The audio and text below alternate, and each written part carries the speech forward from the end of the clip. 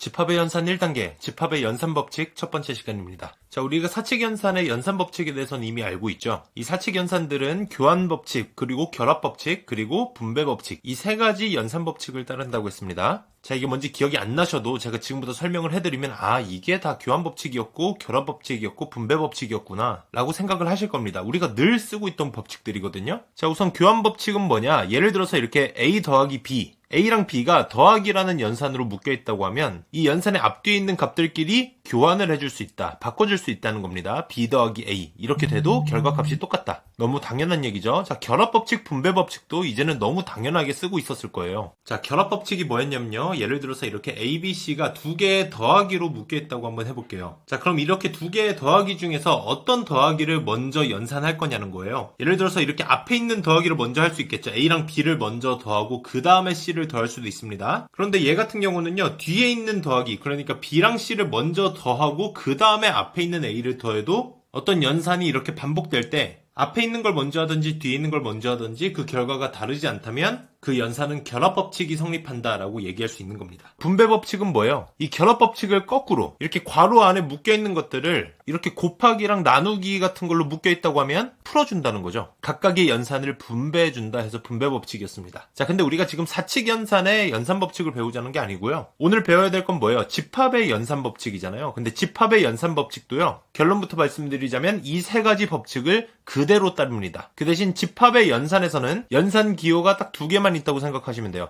이렇게 교집합이냐 합집합이냐. 그리고 지금 제가 네모로 뚫어놓은 곳들, 그러니까 연산 기호가 들어가는 곳들에서는 교집합이나 합집합이나 이건 바꿔서 쓸 수 있는 겁니다. 자, 이건 굳이 필기하실 필요는 없고요. 그냥 우리가 사칙연산 하듯이 얘네들을 그냥 바꿔도 되는구나, 묶어도 되는구나, 분배해도 되는구나, 교집합이랑 합집합으로 집합의 연산을 할 때는 우리가 그냥 사칙연산 하듯이 하면 된다, 이것만 기억하시면 될 것 같아요. 자, 그럼 예제 문제 한번 풀어보겠습니다. 전체 집합 U의 두 부분집합 A랑 B에 대해서 굉장히 복잡한 집합의 연산이 있습니다. 이것과 같은 집합을 고르라고 했으니까 결국 이걸 간단히 나타내라, 이런 문제가 되겠죠. 자, 그럼 앞에 있는 것들부터 차근차근 풀어볼게요. 일단 여기까지 보면 어때요? 괄호 두 개가 지금 합집합으로 묶여있는 건데 두 괄호 다 어떤 게 공통적으로 있어요? A 교집합, 이 모양이 공통적으로 묶여있잖아요. 그렇죠? 그럼 우리가 사칙연산을 할 때도 저렇게 공통 모양이 묶여있으면 어떻게 했어요? 그대로 끄집어내서 묶어줬잖아요. 이 과정을 거꾸로 하면 무슨 법칙이 되는 거예요? 그렇죠, 분배법칙이 되는 겁니다. 자, 이렇게 A 교집합으로 묶어줬더니 뒤에 있는 괄호가 뭐예요? B 합집합, B의 여집합. 자, 이거 뭔가 모양이 복잡해 보이지만 생각보다 굉장히 간단합니다. 벤 다이어그램으로 보면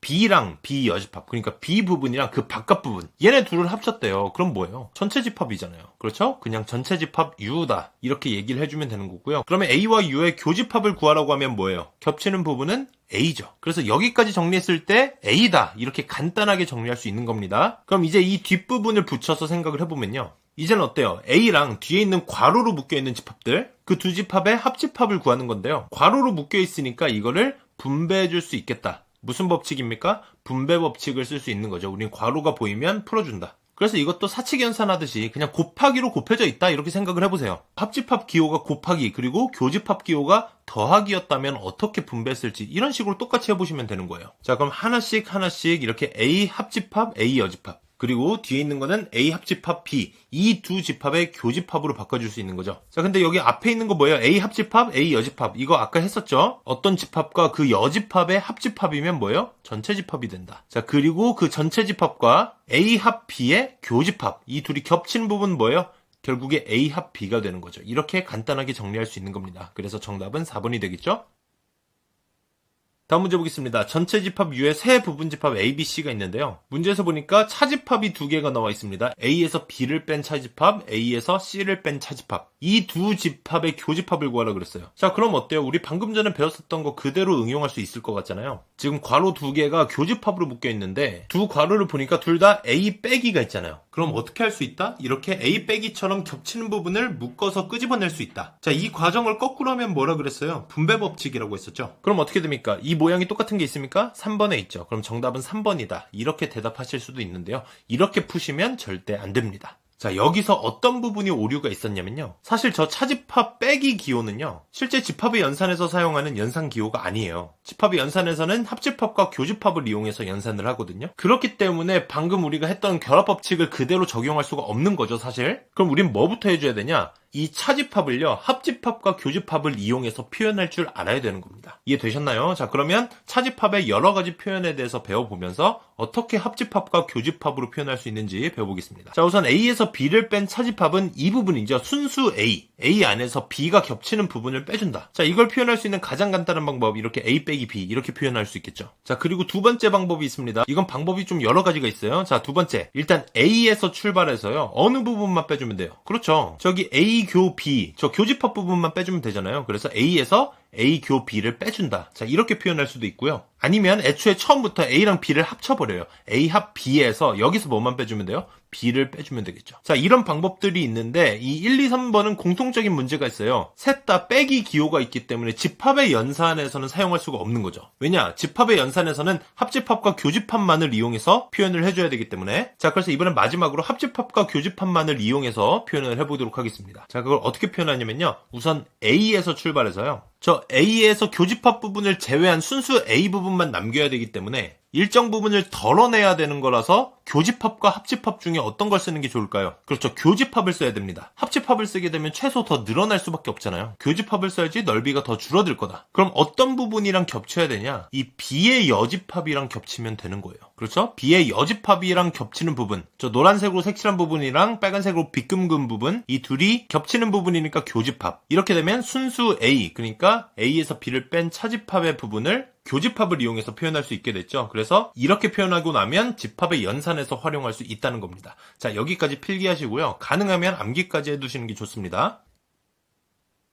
자, 필기 다 하셨으면 문제로 돌아와서요, 우리가 결국 A에서 B를 뺀 차집합을 합집합과 교집합을 이용해서 표현을 해줘야 되는 거잖아요. 그 방법이 뭐라고 했습니까? A 교 B의 여집합. 자, 이건 그냥 암기해 두시는 게 좋아요. 항상 자동으로 반사적으로 나와야 됩니다. A 교 B의 여집합. 자, 그럼 저기 있는 차집합 두 개를 다 이렇게 A 교 B의 여집합, A 교 C의 여집합으로 바꿔주는 거예요. 그 다음에 얘네를 다 괄호로 묶어서 교집합으로 묶어주면 되겠죠. 자, 그럼 전체 연산 기호가 다 교집합으로 맞춰졌기 때문에 우리가 집합의 연산을 그대로 할 수 있는 겁니다. 자, 그럼 이번에는 어때요? 이렇게 교집합으로 묶여있는 앞뒤 괄호에 A 교집합이 이렇게 반복해서 나오기 때문에 얘네로 묶어서 끄집어 내줄 수 있겠죠. 이걸 뭐라고 한다 그랬어요? 과정을 거꾸로 보면 분배 법칙이 되는 거죠. 이렇게 하고 나서 보니까 뒤에 있는 괄호가 뭐예요? B의 여집합, 교집합, C의 여집합. 자, 이거 얼마 전에 배웠었죠? 드모르간의 법칙을 이용해서 모양을 좀 더 심플하게 바꿔준다. 여집합끼리의 교집합 혹은 합집합을 물어보면 B랑 C로 묶어주고 안에 있는 기호를 바꿔준 다음에 여집합을 씌워주면 되는 거였죠. 자, 그래서 얘를 결국에 1, 2, 3, 4, 5번 중에서 찾아주면 되는 겁니다. 그러기 위해서는 이 부분이 실제로 어느 부분에 해당하는지 벤 다이어그램을 이용해서 그려주는 게 좋습니다. 자, 우선 A, B, C가 있으니까 셋을 일단은 겹쳐서 그려요. 그리고 A는 이 부분에 해당하겠죠. 자, 물론 셋 다 교집합이 있을 수도 없을 수도 있지만 교집합이 없다고 하면 그 겹치는 부분에 원소를 안 집어넣으면 그만입니다. 가장 일반적으로 여기 안에 있는 모든 집합들이 겹치는 부분과 겹치지 않는 부분이 동시에 존재하도록 그려주는 게 좋습니다. 그게 모든 경우를 다 포함할 수 있는 거예요. 자, 그리고 뒤에 있는 B 합집합 C는 이렇게 빗금 그은 부분이잖아요. 근데 얘 여집합이라고 했으니까 그 빗금의 바깥 부분입니다.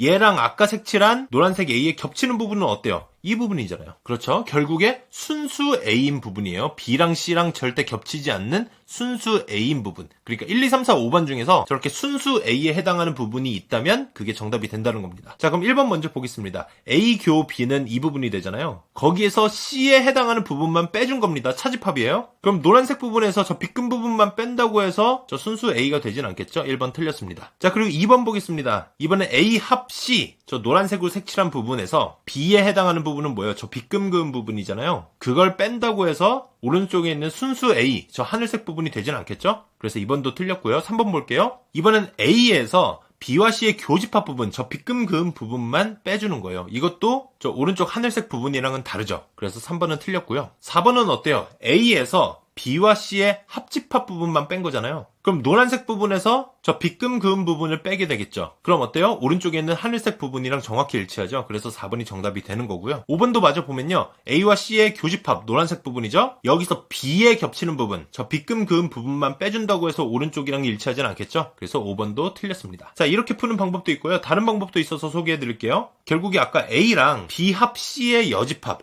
이 두 집합의 교집합을 구하는 거였잖아요. 근데 어떤 집합이랑 어떤 집합의 여집합의 교집합, 이거 입에 붙어 있어야 돼요. 이 모양이 뭐라고 했습니까? 결국에 차집합이잖아요. 그렇죠? 이게 자유자재로 됐다면 사실 1, 2, 3, 4, 5번을 다 구하지 않고도 바로 4번을 고를 수 있었다는 겁니다. 다음 문제 보겠습니다. 전체 집합에 두 부분 집합 A, B가 있는데 B의 여집합이 A에 속한다 그랬어요.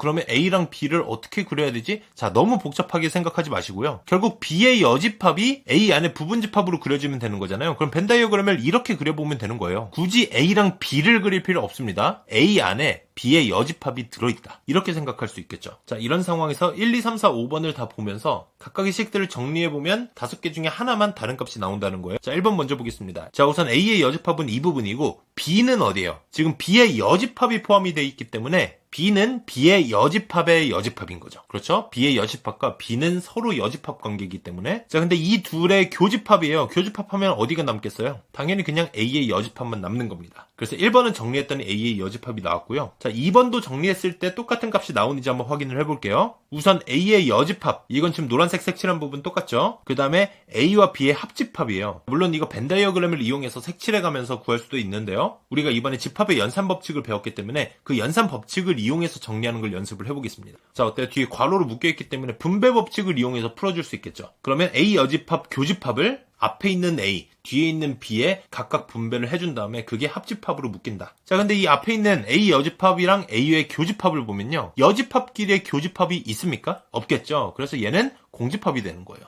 그럼 공집합이랑 뒤에 있는 A 여집합, 교집합 B. 자, 공집합은 어떤 집합이든 같이 합집합을 하면 공집합이 어차피 원소가 없기 때문에 아무런 도움도 못 주겠죠. 합집합으로 했을 때. 그럼 아무 변화가 없는 겁니다. 그냥 뒤에 있는 집합이 그대로 나오는 거예요. A 여집합, 교집합 B. 자, 근데 이 모양 아까 봤잖아요. 이거 1번에 있는 모양이랑 완전히 똑같죠? 그래서 2번도 A의 여집합이 그대로 나오는 겁니다. 자, 3번 보겠습니다. A 여집합, 교집합 B. 그거랑 B의 교집합을 물어봤는데 A 여집합, 교집합 B는 아까부터 봤잖아요. 1번에서 계속 나오고 있죠? 이걸 뭘로 바꾼다? A 여집합으로 바꿔줘야 된다. 그래서 이걸 A 여집합으로 바꿨더니 결국에 또 뭐가 됐어요? A 여집합, 교집합 B가 됐잖아요. 그럼 다시 이걸 뭘로 바꾼다? A 여집합으로 또 바꾼다. 그래서 1, 2, 3번 아직까지는 똑같습니다. 자, 4번 보겠습니다. A 합집합 뒤에 B에서 A를 뺀 차집합이에요. 자, 근데 집합의 연산을 할 때는 이렇게 빼기 기호 있으면 안 된다고 했었죠. 그래서 차집합을 교집합이나 합집합을 이용해서 그 집합의 연산 기호로 표현하면 어떻게 한다고 했습니까? B 교집합 A의 여집합 이렇게 표현을 해주면 됐었죠. 자, 이거 무조건 암기를 하셔야 됩니다. 자, 그래서 이렇게 바꿔주고 나서 이 뒤에 있는 괄호를 교환법칙으로 바꿔줄게요. 왜? 이렇게 앞뒤를 바꿔주고 나니까 어떤 모양이에요? 1번에서 나왔던 A 여집합 교 B가 나왔잖아요. 그럼 이건 또 뭘로 바꿀 수 있다?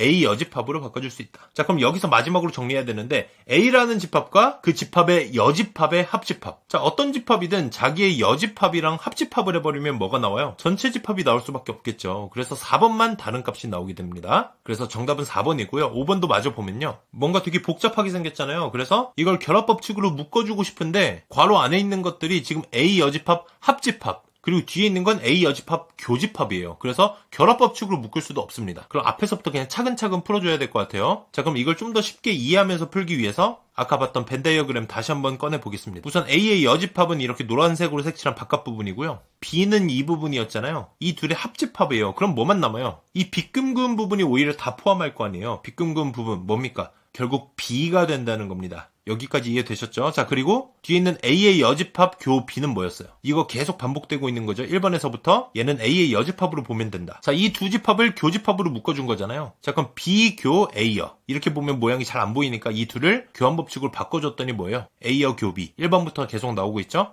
그래서 얘는 A의 여집합으로 바꿔줄 수 있다. 그래서 5번도 같은 값이 나오는 겁니다. 이해되셨죠? 연습 문제 충분히 풀어보세요. 감사합니다.